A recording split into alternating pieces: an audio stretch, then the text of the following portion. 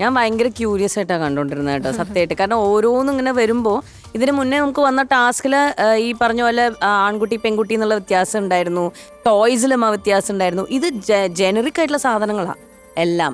അപ്പൊ അതിന്റെ അകത്ത് എനിക്കൊന്ന് കുറച്ച് സാധനങ്ങളൊക്കെ ഉള്ളൂ കുട്ടികൾക്ക് കുട്ടികൾക്ക് താല്പര്യമുള്ള. പിന്നെ എൻറ്റയർലി ഇവര് മാല എന്നൊക്കെ പറഞ്ഞു കഴിഞ്ഞാൽ അവർ അങ്ങനെ യൂസ് ചെയ്യുന്നതല്ല. മനസ്സിലായി എനിക്കത്. അവര് രണ്ടുപേരും ആണെങ്കിലും അങ്ങനെ ഒരു ആക്സസറീസ് വളരെ കുറച്ച് യൂസ് ചെയ്യുന്ന ആൾക്കാരാ. ഫ്രീ ആയിട്ട് ഉണ്ടായിരുന്നല്ലോ, അത് കഴിഞ്ഞിട്ട് ഞങ്ങൾ രണ്ടാളും ഡിവൈഡ് ചെയ്തിട്ട് തന്നെയാ ഒരുമിച്ച് തന്നെ അതൊക്കെ യൂസ് ചെയ്യാം. ടാസ്കിന് ഒരു കാര്യം ചോദിച്ചോട്ടെ, വീട്ടിലത്തെ എല്ലാ പ്രോബ്ലംസും മോളാണോ സോൾവ് ചെയ്യണേ? I like it. കാരണം ഞാൻ സജഷൻ ചോദിക്കും.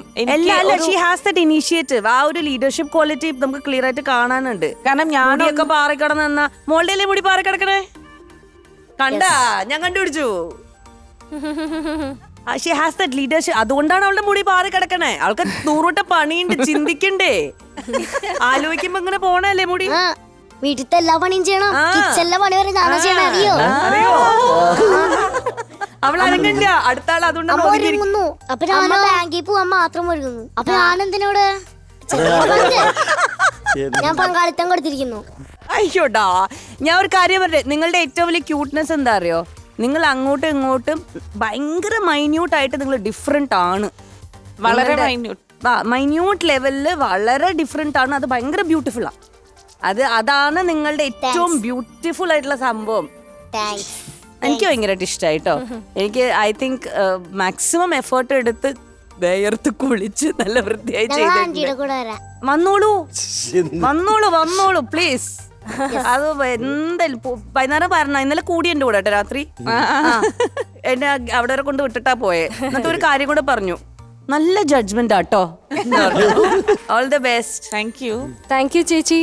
മീന ചേച്ചി, ഒരു ചെറിയ ഒരു വിഷയം പോലും ഇത്ര ഒരു വലിയ ചാലഞ്ചായിട്ട് ഉണ്ടാവുമെന്ന് ഞാൻ വിചാരിച്ചിട്ടേ ഇല്ല. ബിക്കോസ് ട്വിൻസിൽ ഇത്രയ്ക്കും എല്ലാം ഒരുപോലെ തന്നെ ചെയ്യുന്നതും ആലോചിക്കുന്നതും വാങ്ങുന്നതും പിടിക്കുന്നതും ഇങ്ങനെ I thought it will be N easy task. ആദ്യം പറഞ്ഞപ്പോൾ it's such an easy task അല്ലേ എന്ന് ഞാൻ വിചാരിച്ചതാണ്. പക്ഷേ ഇപ്പോൾ നിങ്ങളൊക്കെ പറയുമ്പോഴാണ് അത് എത്ര വലിയ ഒരു ടാസ്ക്, എത്ര ഒരു ചാലഞ്ചിങ് ആണ് ടാസ്ക് എന്ന് അറിയുന്നത് മനസ്സിലാവുന്നത്. So very well done, all the best. Shruthi, നന്നായിരുന്നു കേട്ടോ.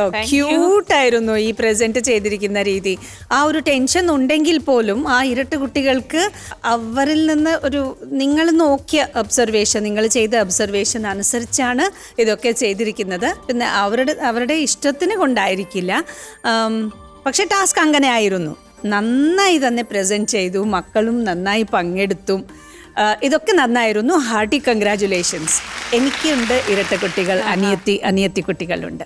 അവർക്ക് സാമ്യം എന്ന് വെച്ചാൽ ഓരോ ക്യാരിയറിലും ക്യാരറ്റ് പിന്നെ ഈ ബീൻസ് ഇട്ടിട്ടുള്ള ഉപ്പുമാവ് ചെയ്യാറില്ലേ, വെജിറ്റബിൾ ഉപ്പുമാവ് ചെയ്യാറില്ലേ, അതിൽ മേലെ വെക്കുന്ന എന്തെങ്കിലും എന്താ അണ്ടിപ്പരിപ്പ്, അതും കണക്കിൽ വേണം.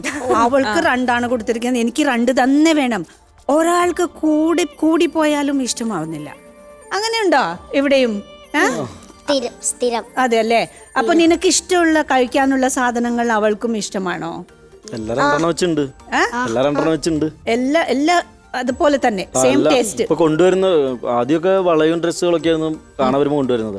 ഇവരവരെ പിന്നെ മൈൻഡ് ചെയ്യില്ല. അടുത്ത പ്രാവശ്യം ഇവര് പോകുമ്പോ തന്നെ പറയാം, അടുത്ത പ്രാവശ്യം വരുന്നുണ്ടെങ്കിൽ ടോയ്സ് കൊണ്ടുവന്നു അത് 2 ഒരേപോലത്തെ.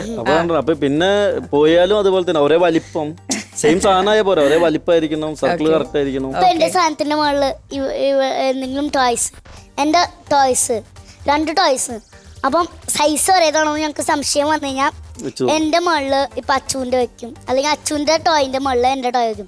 സെയിമാ? ശരി. വീട്ടിലിപ്പോ ഗസ്റ്റ് വരാറുണ്ടോ? എന്തെങ്കിലും എക്സ്ട്രാ ഉണ്ടെങ്കിൽ വൈറ്റ്നർ കൊണ്ട് ആഗ്രഹിക്കണവരില്ല.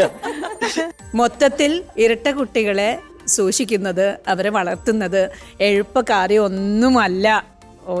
മക്കളെ വളർത്തുന്നത് തന്നെ എളുപ്പ കാര്യമല്ല. പക്ഷേ ഇരട്ട കുട്ടികളെന്ന് പറയുമ്പം കുറേ സൂക്ഷിക്കേണ്ട കാര്യങ്ങളുണ്ട്. അതൊക്കെ നന്നായി ചെയ്തുകൊണ്ടിരിക്കുന്നു Shruthi. All the best. Shruthi, എനിക്ക് വളരെ ഇഷ്ടപ്പെട്ടു.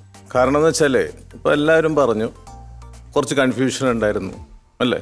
ഇവിടെ ആർക്ക് കൊടുത്താലും ഈ കൺഫ്യൂഷൻ ഉണ്ടാകുമെന്നാണ് എൻ്റെ അഭിപ്രായം. എനിക്ക് തന്നെ ഭയങ്കര കൺഫ്യൂഷനായി, ഇത് ഏത് കൊടുക്കും, മറ്റേ കുട്ടിക്ക് അത് കൊടുക്കും എന്നുള്ള കൺഫ്യൂസ്ഡ് ആയിരുന്നു. ഈ കൺഫ്യൂഷനാണ് ഒരു യഥാർത്ഥ അമ്മ എന്ന് തെളിയിക്കുന്നത്. കാരണം 2 കുട്ടികളെയും ഒരുപോലെ സ്നേഹിക്കുന്ന അമ്മയ്ക്ക് ഈ കൺഫ്യൂഷൻ ഉണ്ടാവുള്ളൂ. അല്ലെങ്കിൽ ഒരാൾക്ക് അത് കൊടുത്ത് കൂടുതൽ ഇഷ്ടമുള്ള ആൾക്ക് മറ്റേ ആൾക്ക് കൂടുതൽ സാധനങ്ങൾ കൊടുത്തു, അങ്ങനെയൊക്കെ വേണമെങ്കിൽ വരാം. പക്ഷേ ഇത് അമ്മ കൺഫ്യൂസ്ഡ് ആകുന്നത് ഒരേപോലെ മക്കളെ സ്നേഹിക്കുമ്പോൾ ഈ കൺഫ്യൂഷൻ എല്ലാ അമ്മമാർക്കും ഉണ്ടാവും. മറ്റേ ആൾക്ക് അത് കൊടുത്താൽ സങ്കടമാവോ, ഇയാൾക്ക് സങ്കടമാവോ എന്നുള്ള ആ ഒരു ധാരണയുണ്ടാവും. അതുകൊണ്ട് ആ കൺഫ്യൂഷനാണ് ഇതിൻ്റെ ഹൈലൈറ്റ് എന്നാണ് ഞാൻ പറയുന്നത്. ഓവറോൾ എല്ലാം നന്നായിരുന്നു, എനിക്കിഷ്ടപ്പെട്ടു. കൺഗ്രാറ്റുലേഷൻ. Thank you.